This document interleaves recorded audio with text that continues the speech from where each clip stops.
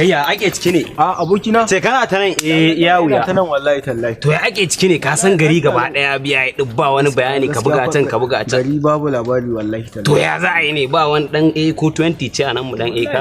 Amma dai akwai wata kaga wace yarinya wallahi 5,000 nake binta har yanzu ta hana ni. 5K a wannan zamanin ka tsaya kana jira? 5,000 nake binta. In ba sai ta biya ba in tauye.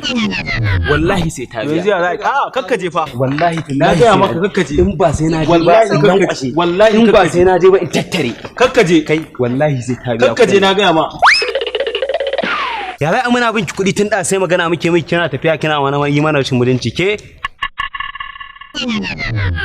Mana abokinku?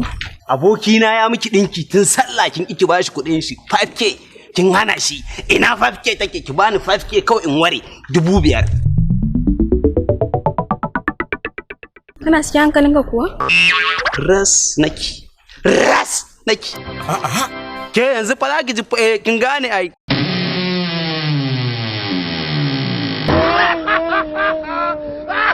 Ke ki ba da kuɗin nan fa. In ba sai kin ba da kuɗin nan ba tattare. Ki ba mu kuɗin nan wa. Sai in magani ki wallahi tallahi. Wallahi ki ba da kuɗin Maryam. Kai aka yi. A ka gane bashi take bi na kuma binta nake ina hada ta da Allah ta karba dan Allah ba haka ake. Kuɗin ka zuga magana. Kuɗin yake. Nawa ke musu Amina? A tana bi na kuɗi ne 5,000 take bi na. Wallahi tallahi sai na kashe kaina.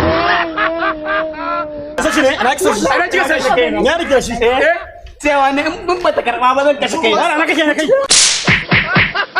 Kai projom da projom. Gashi mu.